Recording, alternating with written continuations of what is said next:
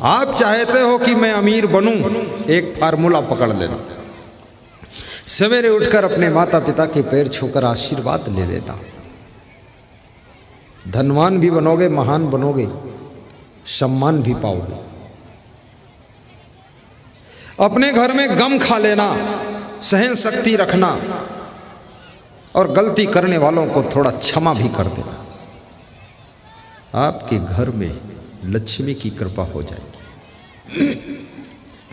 और यदि ये चाहते हो कि लक्ष्मी सदैव हमारे पास में रहे, तो इसके लिए सत्संग से जुड़ जाना, भक्ति खूब करना और इसके लिए चरित्रवान बनकर रहना, व्यभिचारी न बनना, जुआरी न बनना, शराबी न बनना, तो लक्ष्मी तुम्हारी दिन रात सेवा करती रहेगी, कभी लक्ष्मी तुमको छोड़कर नहीं जाएगी।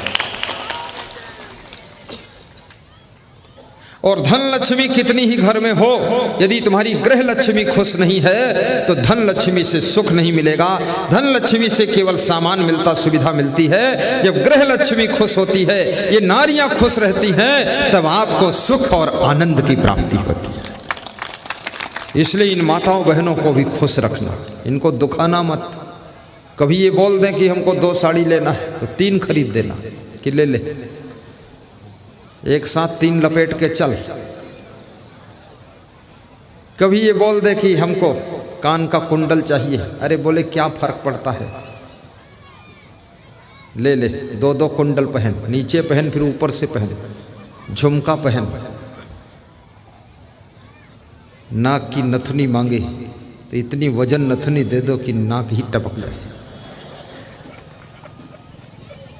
2-4 लाख में क्या फर्क पड़ता, खुश रहने दो इसको। और मैं स्त्रियों से भी कहता हूं, जो नारी अपने घर के पुरुषों को खुश नहीं रख सकती है, वो चाहे जितने सोने के कुंडल पहने, सोने का हार पहने, पायल पहने, चांदी की, कड़ा छड़ा, हथकड़ा, बाजू बंद, झांझड़ा सब पहन ले, लेकिन उसको सुख नहीं मिल सकता है। यदि तुम्हारे घर में स्थिति परिस्थिति ज्यादा अच्छी नहीं है तो सोना चांदी के लिए हैरान मत हो। आपका सोना चांदी का हार पति की खुशी ही आपका सबसे बड़ा आभूषण है, उसको खुश रखिए, इससे आपको सुख मिलेगा। जितने लोगों की इच्छा है अगले साल फिर आना हमारे झारखंड में, वह लोग हाथ ऊपर उठा करके बता दें। साल में 1 बार आऊं कि 3 बार आऊं? अरे 3 बार आऊं कि यहीं रहूं? हैं?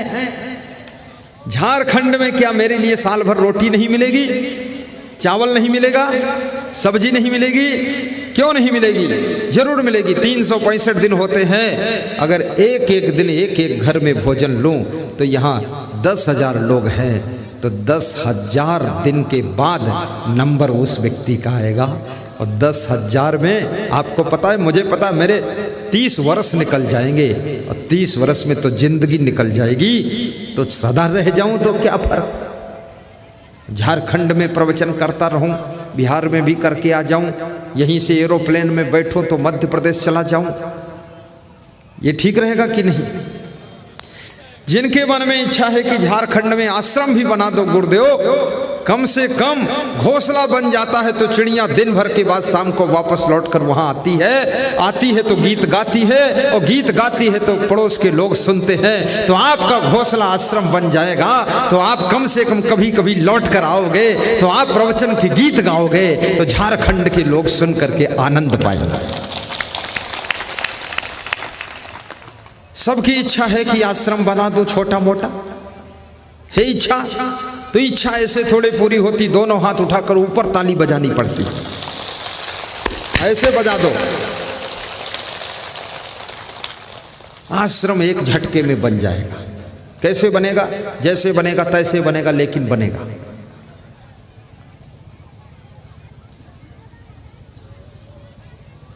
श्रद्धा से आश्रम बनता है। आश्रम में श्रद्धा की ईंट लगती है, आस्था की सीमेंट लगती है, प्रेम की छड़ लगती है, और गुरुदेव की कृपा और आशीर्वाद का रंग रोगन लगता है। आश्रम खड़ा हो जाता है।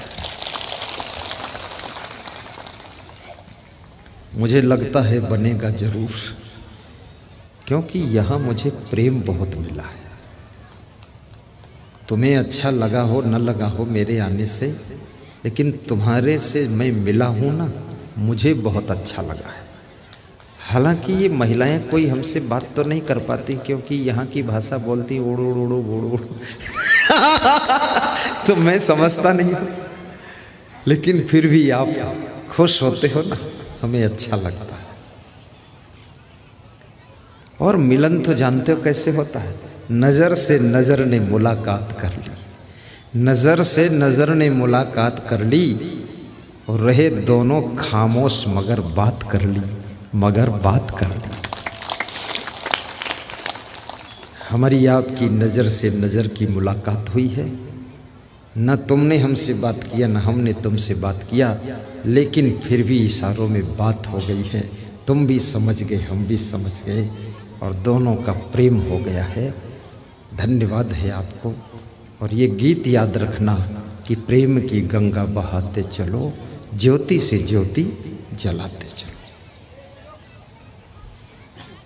ईर्ष्यु घृणी न संतुष्ट, तीसरा लक्षण विदुर जी कहते हैं जो कभी संतुष्ट नहीं होता है। अभी जैसे हमारे भक्त अशोक शर्मा जी ने कहा था, मुझे गुरुदेव से यही आशीर्वाद चाहिए कि मेरा मन संतुष्ट रहे। बहुत बड़ा आशीर्वाद मांग लिया, करोड़ों मिल जाए, अरबों मिल जाए, सब कुछ मिल जाए, लेकिन संतुष्टि नहीं है तो ये मन खाली का खाली रहता है। और याद रखना, जिसके मन में संतुष्टि आ गई, कुछ मिले ना मिले, सब कुछ मिले ना मिले, जो मिले सो मिले, लेकिन मन सुख शांति से भर जाता है। संतोष। गोधन गज धन बाज धन और रतन धन खान, जब आवे संतोष धन सब धन धूरि समान। यद्रच्छालाभ संतुष्टो द्वंद्वातीतो विमत्सरः, समः सिद्धाव सिद्धोऽपि च कृत्वापि न निबध्यते। संतोषामृतप्रपता नाम तत्सुखम शांत चेतसाम, न च तद्धन लुब्धानाम इतश्च एतस्य धावताम। उपार्जितानाम वित्तानाम त्याग एव हि रक्षणम, तडागोदर संस्थानाम परिवाहि वाम्बसाम।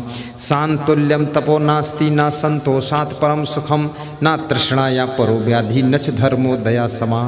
संतोष से बड़ा कोई सुख नहीं, लेकिन संतोष का अन्यथा अर्थ मत लगाना। काम ना करना संतोष नहीं है, काम ना करना आलस्य है। काम खूब करना, फिर उसमें जो फल मिले उसमें संतोष करना, इसका नाम संतोष है। कितने लोग संतोष का उल्टा अर्थ लगा करके कोढ़िया बनकर बैठे हैं, हाथ पर हाथ धर के बैठ गए, बोले संतोष हो गया, अब काम क्यों करूं मैं। ये संतोष नहीं हुआ है, आलस्य हुआ है। संतोष उसे कहते हैं कठोर परिश्रम करने के बाद जो उसका रिजल्ट मिलता है, उस रिजल्ट को पा करके खुश रहना, इसका नाम संतोष होता है। विद्यार्थी संतोष करे, पढ़ाई ना करे, एग्जाम ना दे, कहे संतोष हो गया, गुरुजी ने सिखाया। ये मैं सिखा रहा हूं, मैं ये सिखा रहा हूं। मन लगा करके पढ़ाई कीजिए, मेहनत करके पढ़ाई कीजिए, लगन से एग्जाम दीजिए, लेकिन रिजल्ट जो मिला है अब उसमें संतुष्ट हो जाइए। लगता है रिजल्ट आपके मन अनुकूल नहीं है तो नेक्स्ट ईयर में और अधिक मेहनत कीजिए।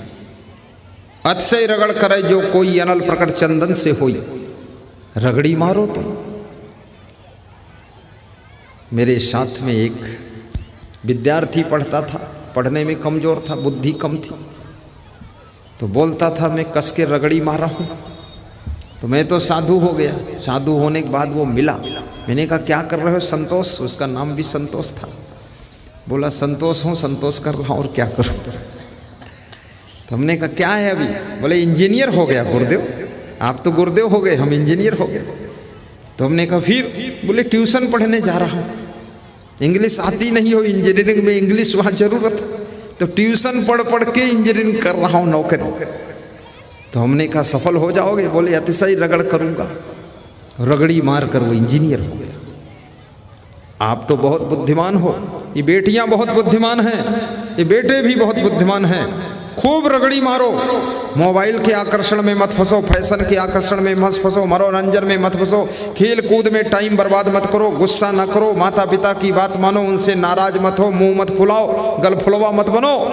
खुश हो करके रहो, ज्यादा सो मत, ज्यादा खाओ मत, ज्यादा रो मत, हंस करके माता पिता के साथ रह करके और मन लगा करके पढ़ाई कीजिए, गुरु का ध्यान लगा करके देखिए आप टॉप करोगे, बिल्कुल फर्स्ट डिवीजन होगा।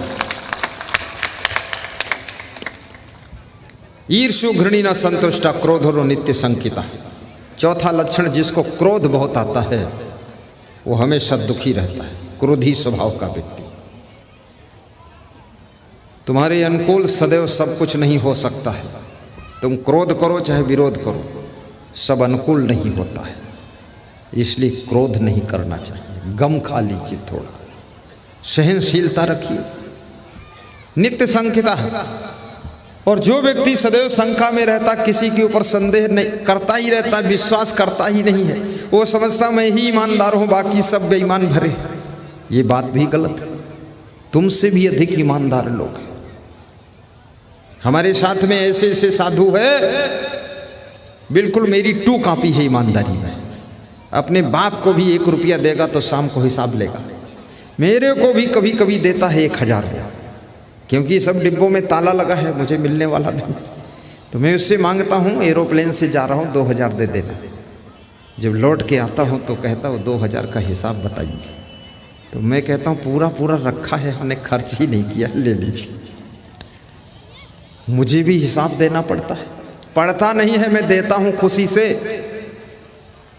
क्योंकि मैं जब हिसाब किताब सही दूंगा तो सभी संत सही हिसाब किताब देंगे, और जब पूरा कंट्रोल रहेगा तभी तो इस संस्था का विकास होगा। उल्लुल जुल्लुल व्यवस्था से विकास थोड़े होता।